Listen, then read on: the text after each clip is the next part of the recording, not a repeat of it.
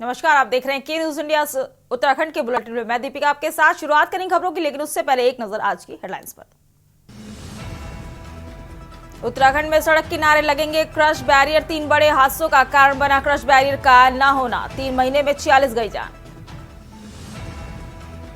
UCC bill 26 से हो सकता है लागू, लिव इन में रहने वालों को कराना होगा रजिस्ट्रेशन। जन्म से विवाह तक बदल जाएंगे नियम।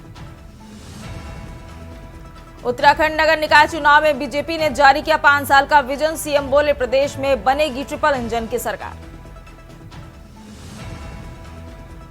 उत्तराखंड लोक सेवा आयोग ने जारी की तिथि, 2 से 5 फरवरी के बीच होगी पीसीएस मुख्य परीक्षा। दिल्ली विधानसभा चुनाव में बीजेपी के स्टार प्रचारक बने सीएम धामी, भाजपा ने स्टार प्रचारकों की सूची में धामी को प्रमुखता से किया शामिल। प्रदेश के 29 शहरों की बिजली चोरी पर यूपीसीएल पर भारी, मैदानी जिलों हरिद्वार और उधम सिंह नगर के कई शहर बिजली चोरी में शीर्ष पर हैं। आप देख रहे हैं के न्यूज, खबरों का सारथी। रुक करते हैं खबरों की ओर। खबर आपको ऋषिकेश से बता रहे हैं, जहां मुख्यमंत्री पुष्कर सिंह धामी चुनाव प्रचार के दौरान ऋषिकेश के मुनि रेती नगर पालिका अध्यक्ष प्रत्याशी बीना जोशी के समर्थन में जनसभा करते बीजेपी को वोट करने की अपील की। साथ ही धामी ने भाजपा सरकार द्वारा किए जा रहे विकास कार्य की उपलब्धि को जनता के बीच रखा। वहीं सीएम ने विपक्ष पर सवाल उठाते हुए कहा है कि हम यूसीसी लागू करते हैं तो कांग्रेस कहती है कि धर्म विशेष का उत्पीड़न हो रहा है। हम अयोध्या में राम मंदिर का निर्माण करते हैं। लेकिन निश्चित रूप से जब मुख्यमंत्री आते हैं तो एक ऊर्जा का संचार तो होता है कार्यकर्ताओं में, और मुख्यमंत्री के आने से मैं समझता हूँ एक व्यापक प्रभाव भी पड़ता है। तो ये मुख्यमंत्री का आना निश्चित रूप से जीत को और मजबूत करने का काम करेगा। और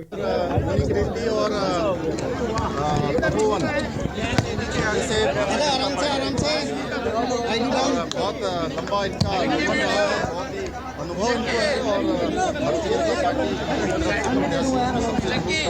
को जिताएं और इन दोनों ही जगह पर भारतीय जनता पार्टी का बोर्ड बनाएं, जिससे कि जो है ट्रिपल इंजन लगेगा और यहाँ का विकास भी तेज गति से आगे बढ़ेगा। हमारे आदरणीय मंत्री सुबोध उनियाल जी इस क्षेत्र को आगे बढ़ाने के लिए अनेक काम कर रहे हैं और नीचे बोर्ड भारतीय जनता पार्टी का होगा, विकास और तेज गति से आगे बढ़ेगा।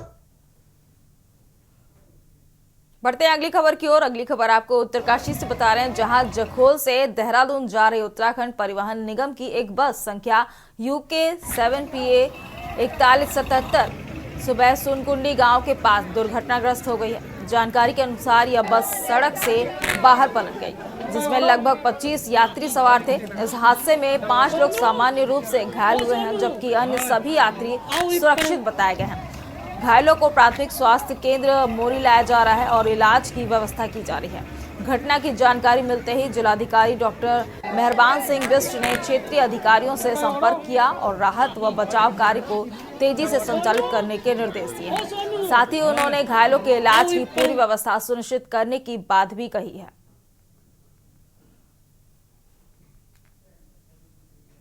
अब बात करेंगे हल्द्वानी की, जहां नगर निगम निकाय चुनाव में निर्वाचन विभाग अंतिम तैयारी में जुट गया है। नगर निगम सभागार में रिटर्निंग ऑफिसर ने सभी एआरओ को और कार्मिकों की बैठक ली, जिसमें निष्पक्ष और पारदर्शी मतदान कराए जाने को लेकर आवश्यक दिशा निर्देश दिए गए। साथ ही पुलिस विभाग द्वारा सुरक्षात्मक उपाय किए जाने को लेकर भी आरओ और एआरओ को ब्रीफिंग दी गई। रिटर्निंग ऑफिसर AP वाजपेयी ने बताया है कि निष्पक्ष और पारदर्शी मतदान और मतगणना के लिए सभी प्रशिक्षण दे दिए गए हैं। साथ ही निर्वाचन ड्यूटी में लगे कार्मिकों को भी पूरी जानकारी दी गई है। बैठक की गई है आगामी निर्वाचन को दृष्टिगत सेक्टर मजिस्ट्रेट, जोनल मजिस्ट्रेट की और साथ ही एआरओ की भी। तो जो भी आदर्श आचार संहिता है इसका पालन करने के लिए निर्देशित भी किया गया है और एआरओज और सेक्टर मजिस्ट्रेट को निर्देशित किया गया है कि कहीं भी कोई अप्रिय घटना ना हो, कोई भी लॉ एंड ऑर्डर की स्थिति उत्पन्न ना हो, इसके लिए वो अभी से एरिया डोमिनेशन करें और निरंतर भ्रमण करते रहें। सर, कई जगहों पर शराब की तस्करी भी हो रही है, जो प्रत्याशी हैं वो अपने वोटरों को लुभाने के लिए शराब बांट रहे हैं। देखिए, अभी इस तरह का कोई मामला संज्ञान में नहीं आया है, लेकिन अगर कोई इस तरह की शिकायत संज्ञान में आती है तो निश्चित रूप से उस पर कार्रवाई की जाएगी। देखिए, हमारा हल्द्वानी नगर निकाय है, इसमें 31 सेक्टर्स हैं और 6 जोन इस बार बनाए गए हैं। पिछली बार की जगह हमने 10 सेक्टर बढ़ाए हैं और 1 जोन बढ़ाया है। तो आज सभी सेक्टर मजिस्ट्रेट्स और सेक्टर पुलिस अधिकारियों को यहाँ पर बुलाया गया था। उनको निर्वाचन के दौरान, निर्वाचन से पहले और उसके बाद जो भी संवेदनशीलता है उसको ध्यान में रखते हुए जो निरोधात्मक उपाय उनके द्वारा किए जाने हैं उसके बारे में बताया गया। जिस दिन हमारा पोल डे है उस दिन उनको क्या करना है उसके संबंध में अवगत कराया गया, सतर्कता बरतने के लिए और साथ साथ अपने क्षेत्र में निरंतर भ्रमण करते हुए लोगों से बातचीत करने। निष्पक्षता के साथ चुनाव संपन्न। देखिए, आज जितने भी सेक्टर पुलिस अधिकारी हैं, सेक्टर मजिस्ट्रेट हैं, जोनल मजिस्ट्रेट हैं, उनके साथ एक संयुक्त रूप से प्रशासन और पुलिस दल एक बैठक हुई है। इनको पूरी आदर्श आचार संहिता के बारे में अवगत कराया है और साथ ही इनको अपने अपने एरिया में क्या काम करना है, क्या सावधानी बरतनी है और क्या क्या जो शिकायतें आएंगी उनका कैसे निस्तारण करना है, इस संबंध में चर्चा की गई और इस संबंध में उनको बताया गया।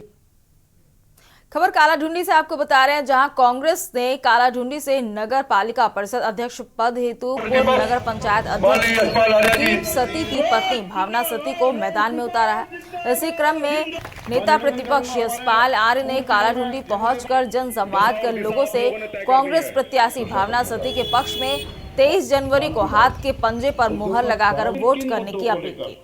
इस अवसर पर कांग्रेस के वरिष्ठ नेता गोविंद कुंजवाल ने भी भावना सती को वोट कर विजय बनाने की जनता से अपील की है। इस अवसर पर यशपाल आर्य ने कहा कि जनता कांग्रेस का रिपोर्ट कार्ड उठाकर देखे और कांग्रेस के विकास कार्यों को देखने के बाद अपना मत देकर कांग्रेस प्रत्याशी को विजयी बनाए।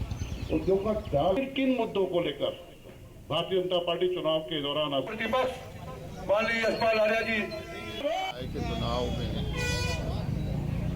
हम सब लोग कांग्रेस प्रत्याशियों को विजयी बनाने के लिए जनता जनार्दन से प्रार्थना और निवेदन करने के लिए आए हैं। वार्ड नंबर 6 में और यशपाल आर्य जी अपना आशीर्वाद देने के लिए हमारे सामने उपस्थित थे। उनका आशीर्वाद है, जनता का बहुत स्नेह प्यार मिल रहा है।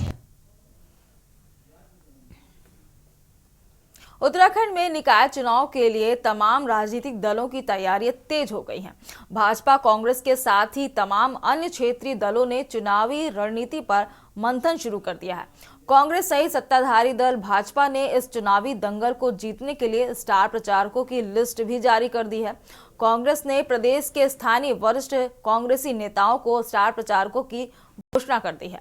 वहीं उत्तराखंड में नगर निकाय चुनाव में 11 नगर निगमों के लिए भाजपा ने अपना संकल्प पत्र जारी कर दिया है। देहरादून में सीएम पुष्कर सिंह धामी ने पार्टी मुख्यालय में प्रदेश का उपलब्धि पत्र और 11 नगर निगमों का संकल्प पत्र सार्वजनिक किया। इस मौके पर मुख्यमंत्री पुष्कर सिंह धामी ने कहा कि निकायों में दूरदृष्टि से निगमों की सरकार बहुत महत्वपूर्ण होती है, इसलिए हमने 11 नगर निगमों का संकल्प पत्र जारी किया है। इस संकल्प पत्र में किस तरीके से शहरों का विकास करेंगे, कूड़ा प्रबंधन, स्मार्ट सिटी, ग्रीन सिटी क्षेत्रों को बनाएंगे, इस पर जोर दिया गया है और निकाय क्षेत्रों में रहने वाले सभी लोगों को अच्छी सुविधाएं मिले, इस उद्देश्य से ये संकल्प पत्र जारी हुआ है। उन्होंने आगे कहा है कि हम निवेदन करते हैं कि जनता से कि 2 बार जैसे भाजपा की सरकार बनाई है उसी तरीके से तीसरी सरकार देवतुल्य जनता बनाए, ताकि हम विकास को गति प्रदान कर सके। वहीं सभी विपक्षी दल अपनी अपनी जीत का दावा तो कर रहे हैं, लेकिन भाजपा की जिस तरह की तैयारी धरातल पर दिख रही है उसके मुकाबले विपक्षियों को भाजपा को चुनावी दंगल में हार का स्वाद चखना बड़ी चुनौती साबित होगा। देखिए हमारी एक खास रिपोर्ट।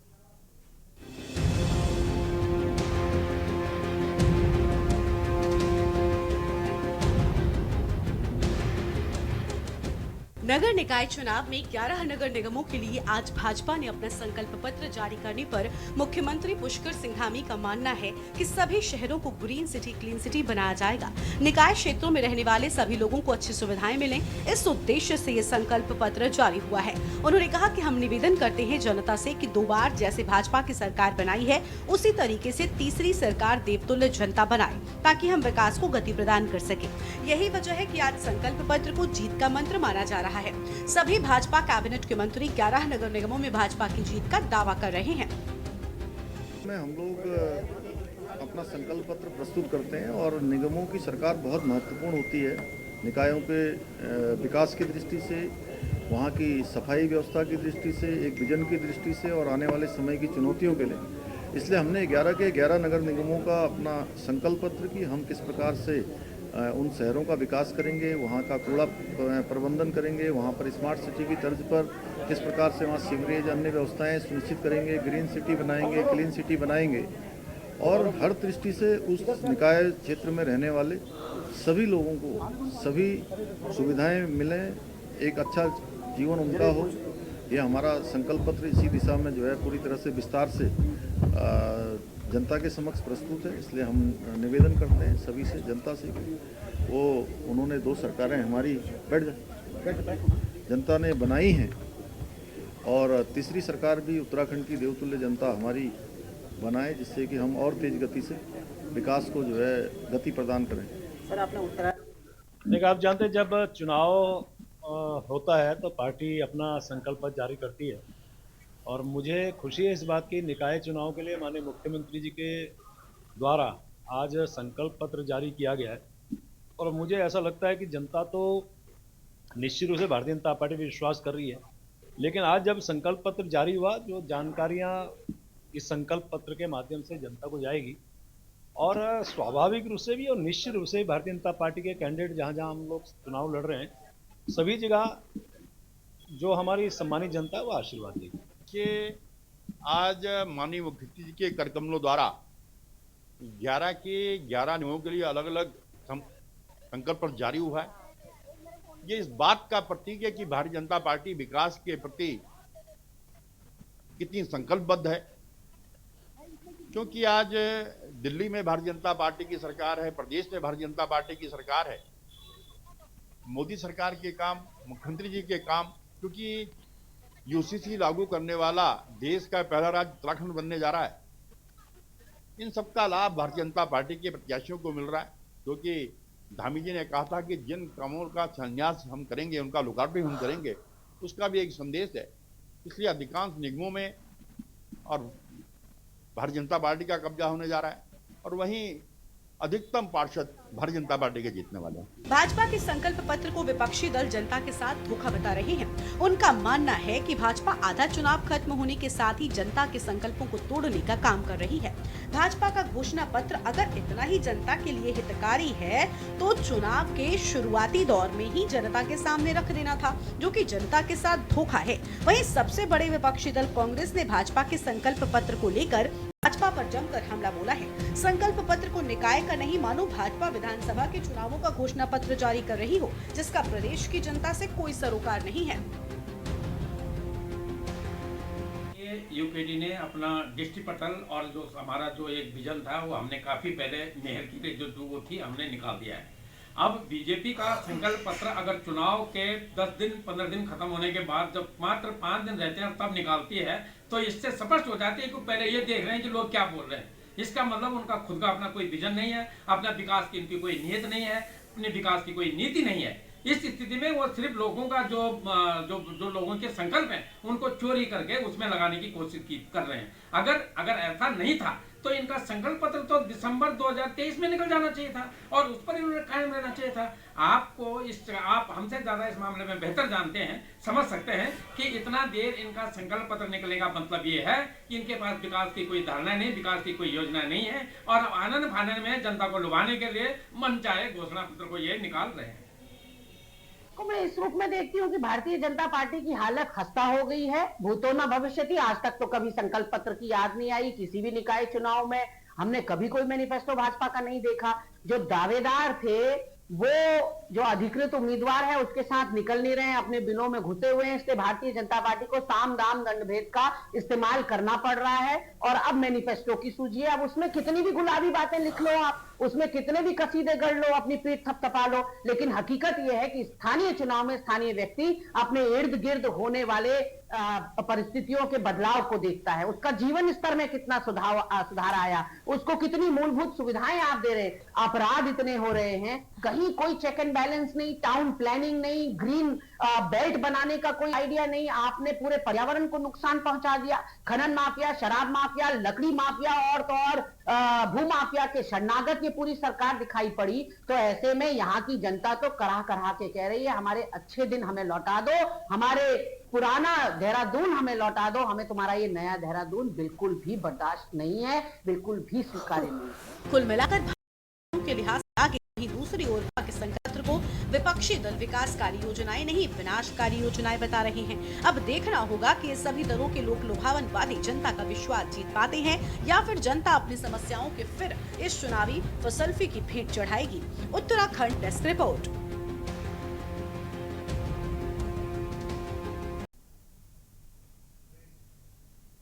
खबरों का सिलसिला लगातार जारी रहेगा। रुकते हैं छोटे से ब्रेक के लिए, जल्द हाजिर होंगे। ब्रेक से वापस आ चुके हैं, रुक करते हैं खबरों की ओर। खबर आपको सितारगंज से बता रहे हैं, जहां नगर पालिका अध्यक्ष पद के कांग्रेस प्रत्याशी राकेश बाबा ने कार्यकर्ताओं के विचार विमर्श के बाद जनहित का घोषणा पत्र जारी किया है, जिसमें शहर में प्रस्तावित प्रीपेड विद्युत मीटर का विरोध, पात्र लोगों को गरीबी रेखा का राशन कार्ड, शहर में पार्किंग व्यवसायों के लिए पक्की सरकारी दुकानें आदि के बारे में कांग्रेस कार्यालय में आयोजित प्रेस कॉन्फ्रेंस में नगर पालिका अध्यक्ष पद के बाबा ने घोषणा पत्र जारी किया है। उन्होंने कहा है कि नगर पालिका क्षेत्र को आदर्श नगर पालिका बनाना उनकी प्राथमिकता है। शहर वासियों के घरों में बिजली के प्रीपेड मीटर नहीं लगाए जाएंगे। प्रत्येक परिवार की महिला मुखिया को 500 प्रतिमाह पालिका की तरफ से पेंशन दी जाएगी।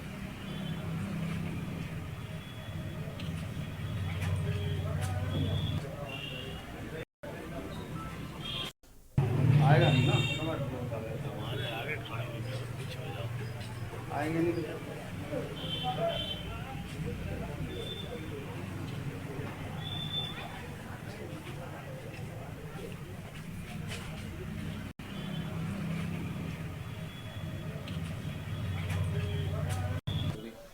सितारगंज की देवतुल जनता से मेरा विनम्र निवेदन भी है, अपील भी है कि मेरे प्रिय वासियों, सेवा से संकल्प के संभाव से को लेकर के मैं राकेश कुमार उर्फ टिंकू बाबा आप समस्त निवासियों के सम्मुख हाथ जोड़कर प्रस्तुत हो रहा हूं। वरिष्ठ जनों की प्रबल सहमति से मुझ पर जैसा सामान्य कार्यकर्ता को कांग्रेस पार्टी द्वारा अधिकृत प्रत्याशी घोषित किया गया है, इसके लिए मैं आप वार्डों से युक्त हमारा नया क्षेत्र व एकता का प्रतीक रहा है। क्षेत्र में रहने वाली समस्त सम्मानित जनता से मैं हाथ जोड़कर यह कहना चाहता हूं। खबर खटीमा से आपको बता रहे हैं, जहां भारत नेपाल सीमा स्थित सिसैया गांव के मजरा शारदा सागर बंधा में नागरिक चिकित्सालय खटीमा में कार्यरत राष्ट्रीय बाल स्वास्थ्य कार्यक्रम टीबी की महिला चिकित्सा अधिकारी डॉक्टर शैलजा पांडे तथा उनकी टीम द्वारा निःशुल्क जांच शिविर लगाकर 80 बच्चों, 60 बुजुर्गों तथा 20 किशोरियों का निःशुल्क स्वास्थ्य जांच किया गया। वहीं टीम की नर्सिंग ऑफिसर निर्मला धामी द्वारा निःशुल्क हीमोग्लोबिन जांच भी की गई। इस दौरान डॉक्टर शैलजा ने HMPV वायरस के लक्षणों, बचाव तथा उपाय, साफ सफाई रखने, स्वस्थ आहार लेने, मास्क पहनने व ठंड से बचने आदि के बारे में जानकारी देकर लोगों को जागरूक और सचेत किया। आज हमारी राष्ट्रीय बाल स्वास्थ्य कार्यक्रम टीम के द्वारा, जो कि हमारे नागरिक चिकित्सालय खटीमा में कार्यरत है, टीम बी के द्वारा जो है सिसैया बंदा जो है उसमें ग्राम पंचायत सिसैया बंदा में स्वास्थ्य जांच का प्रोग्राम किया गया, जिसमें जो है 80 बच्चों की जांच की गई और बुजुर्गों की और महिलाओं की जांच की गई, जिसमें हमने जो है उनको निःशुल्क दवाइयाँ दी, उनका हीमोग्लोबिन और बीपी की जाँच भी की गई। उन्हें जानकारी दी गई कि सर्दियों के समय जो है बीपी बढ़ने की समस्या बढ़ जाती है, तो उसमें जो है बीपी की दवा का सेवन जो है निरंतर किया जाए। और HMPV वायरस जो कि अभी जो है संक्रमित हो रहे हैं बच्चे हमारे देश में पाए गए, उसके बारे में लोगों को जानकारी दी गई और उनको जो है सावधानी बरतने के लिए कहा कि मास्क लगाएं, हाथ धोने का तरीका बताया गया। इस बुलेटिन में फिलहाल मेरे साथ इतना ही। आप देखते रहिए के न्यूज़ इंडिया। नमस्कार। आप देख रहे हैं के न्यूज़, खबरों का सारथी।